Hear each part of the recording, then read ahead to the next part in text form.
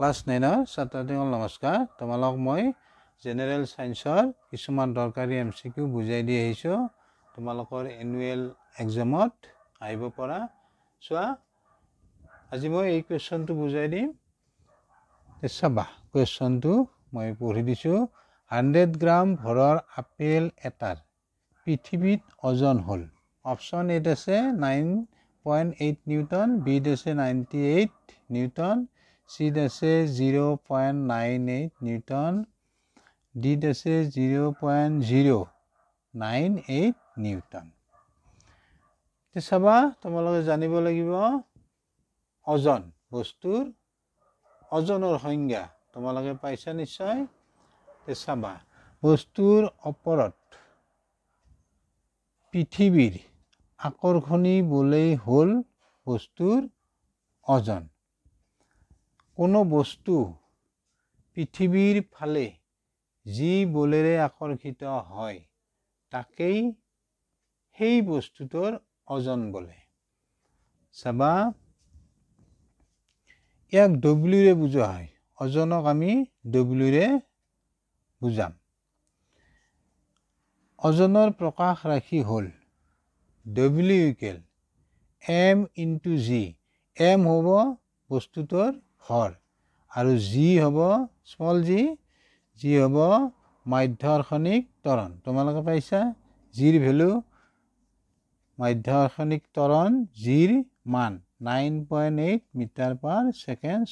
এইটো SI এককত মাধ্যাকৰ্ষণিক ত্বৰণৰ মান। ইয়াতে চাবা বস্তুটোৰ ভৰ দিয়া আছে 100 গ্ৰাম। চাবা m = দিয়া আছে 100 গ্ৰাম। SI এককত আমি লিখিব লাগিব ভৰৰ SI একক হ'ব কিলোগ্ৰাম। গতিকে বস্তুটোৰ ভৰ দিয়া আছে m = 100 গ্ৰাম। ইয়াক আমি কিলোগ্ৰামলৈ নিব লাগে। তেতিয়া আমি কি কৰিম 100ক 1000ৰে ডিভাইড দিম। তেতিয়া এইটো ইউনিটটো SI এককলৈ পৰিৱৰ্তন হ'ল, কেজি হ'ব।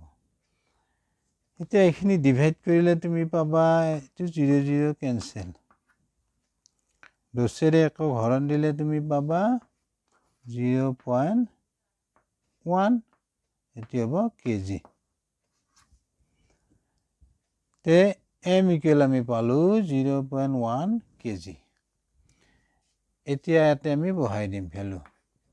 m ৰ ভ্যালু পালো 0.1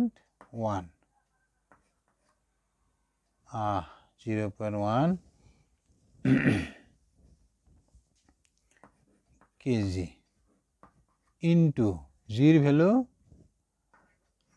9.8 মিটাৰ/সেকেন্ড²।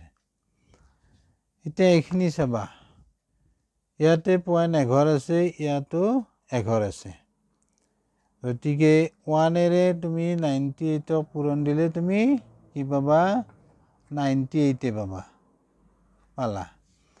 এতিয়া চাবা ইয়াতে 0.1, ইয়াতো 1, দুঘৰ পইণ্ট হিচাপ কৰা। এতিয়া 1 2 ইয়াতে পইণ্ট আহিব 0 আৰু কেজি ইনটু মিটাৰ/সেকেন্ড² হলে এইটো এককটো আহিব নিউটন। ওজনৰ SI একক নিউটন। চোৱা এইখিনি ভ্যালু কোনটো অপশ্যনত আছে। বুজি অপশ্যন চি হ'ব আমাৰ শুদ্ধ অপশ্যন। বুজি পালা নিশ্চয়। চোৱা এই কোৱেশ্চনটো 1 কিলোৱাট-আৱাৰ মান হ'ল। অপশ্যন এত আছে 3 × 10⁶ জুল, বিত আছে 3.5 × 10⁶ জুল, চিত আছে 3.6 × 10⁵ জুল, ডিত আছে 3.6 10⁶ জুল। প্ৰথম তুমি জানিব লাগিব 1 কিলোৱাট আৱাৰ 1 কিলোৱাট আৱাৰ কাক বোলে চাবা কোনো এটা যন্ত্ৰই 1 কিলোৱাট হাৰত 1 ঘণ্টাত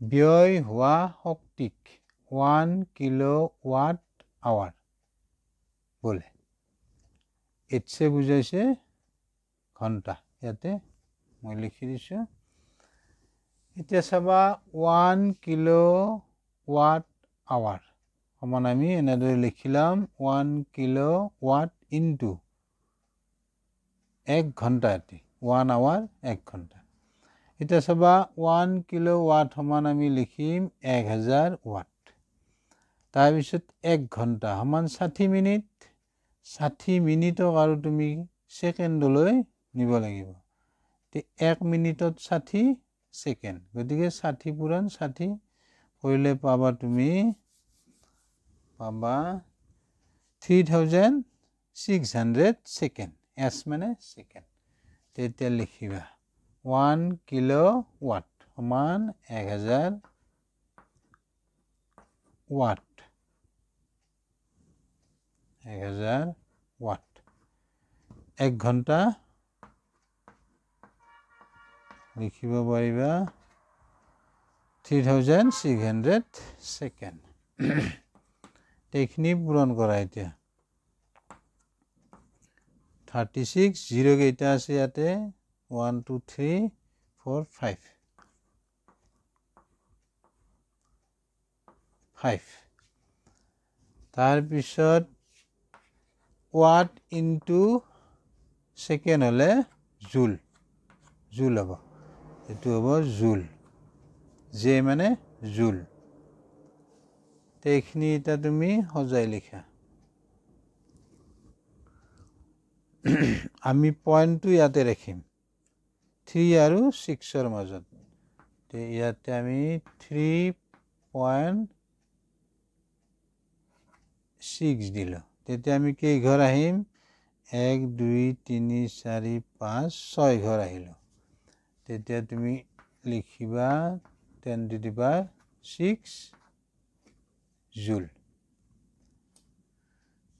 হলো বুজি পয়েন্টটো ৰাখিব লাগিব 3 আৰু 6 ৰ মাজত তেতিয়া তুমি হিসাব কৰিবা ইফালৰ পৰা 1 2 3 4 5 6 6 লৈকে আমি 6 ঘৰ হিসাব কৰিম তেতিয়া 10 to the power কি হ'ব 6 হলা বুজি তেছোৱা এই অপশনটো ক'ত আছে ডি বুজি পালা